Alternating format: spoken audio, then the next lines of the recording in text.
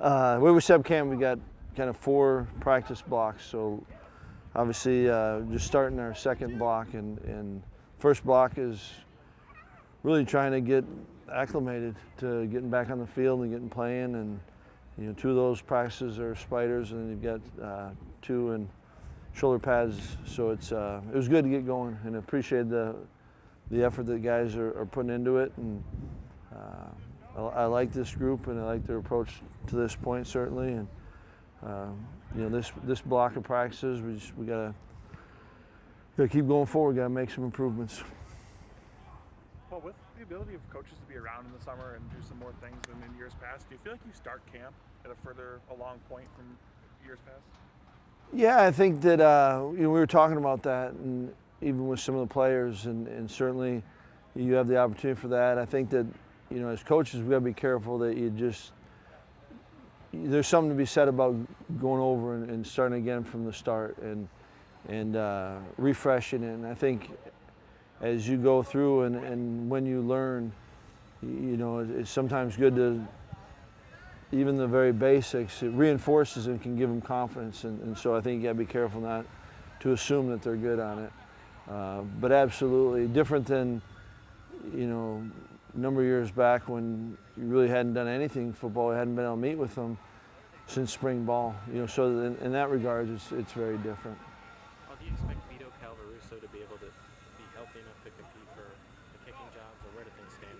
Yeah, we do, and right now he had a really good summer, and yet we're trying to be smart, and obviously this is something that's happened to him before, so it's not like he hasn't dealt with it, but you just want to, you wish every guy could go right now, but do expect him to be, but I don't know exactly how long. He'll be kind of limited here. You said before camp that you didn't want to run a guy like Ches into the ground. Have you guys been able to give him enough work where you can see how he's progressing and what he looks like? Yes, and it was, for me, we had a practice, and he was able to just get in, and the way I was thinking about it, if you can just clear some hurdles each practice. He had one, it sounds simple, but just in a team setting, get a handoff and go through it, and it wasn't alive, but he got hit a little bit, so that was good to see. And then he had another one where he kind of got banged and knocked to the ground, and got back up. All those are, you don't want to take for granted. Those are hurdles that he's got to get through, and he's been able to get probably as much as you want him to get, and want him to be in a situation where he's wanting more than kind of, don't want to be coasting at the end of the week. Want to kind of be able to build it, and so it's been good to this point. We got to keep just communicating throughout it, so we can go, but he has been getting good work, and honestly a little bit more than I may have anticipated. Sometimes a hurdle can be, how does a guy come back on day 2 after going on day 1? Big time. Has he had any issues where yeah, feel good today? We've only gone through it one time, but so far it's been good, knock on wood. It seemed like Skyler had a pretty good spring. He made some plays today. What stood out about him? He did have a good spring, and he did show up today. And I think when you're talking about any guy that does some stuff and flashes, you're looking for the consistency, right? And I think that Skyler is like a lot of the guys in that room, where they've got enough talent, and I think that their desire to be the best they can be and to be significant contributors is real, and they just gotta, that's what the camp's good for. Now we gotta go do it, but I like what he's doing, but now we just gotta keep elevating it, and it's gotta become consistent with everyone. What's D'Onofrio trying to get a look at different guys as individuals, but also as pairs? Is he mixing guys up a lot?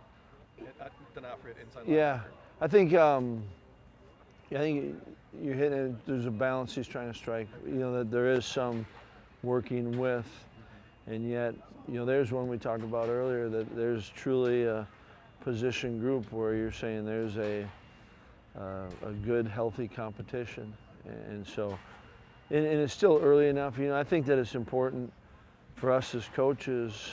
You know, I was just explaining that those first 4 practices, you're just trying to get into your football legs underneath you, and you're trying to, you know, there's install and kind of the question to the point earlier. You know, it's not maybe new for everyone, but still, we're going out and you know, you got 2 practices, and there's always the excitement, and then you got 2 in pads. So I think you got to be careful of, as coaches, not evaluating too soon. You know, and never evaluate in the first 4. And even this week, I think you're just starting to maybe get guys in position to where they can, but we just got to keep every one of us just got to keep growing right now. You know, but I do think Mark he values the, you know, can we play next to each other? But I don't think it'll be hard, set in stone, you know, that we're going to just be that combination. Part of it's too, how do we just work and manage to get everyone the reps so that everyone is getting some work done. When do you like to know calls in terms of position, like what is there, offensive line? When do you want stuff settled? Is there over the years, have you found like a kind of a sweet spot in terms of wanting to know? You know, honestly, I think, First week, obviously. yeah, that's good. I mean, you want it to be clear. You know, and when you go, the longer it goes, and when it's not clear, great if we've got 2 really good ones. And I think we might have a couple spots possibly at that. And then not as good when it's, well, I like what this one does, but he's not there on this. I like what he does, but not there. So, you know, if it's, I've never wanted to put pressure on.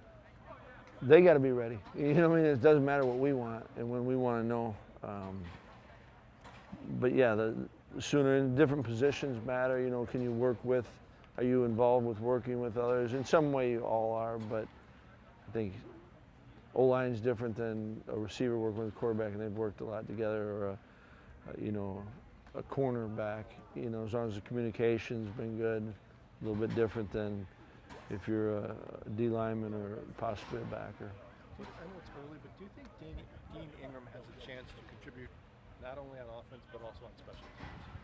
Yeah, I do. You know, I mean, Dean was able to contribute on teams last year, and honestly, I think that, you know, that whole position has got to be bigger contributors to special teams, and I do think that he certainly put himself in position to get a lot of reps to where he can compete and you know, offensively, and so I think that yeah, I do think he's in that position.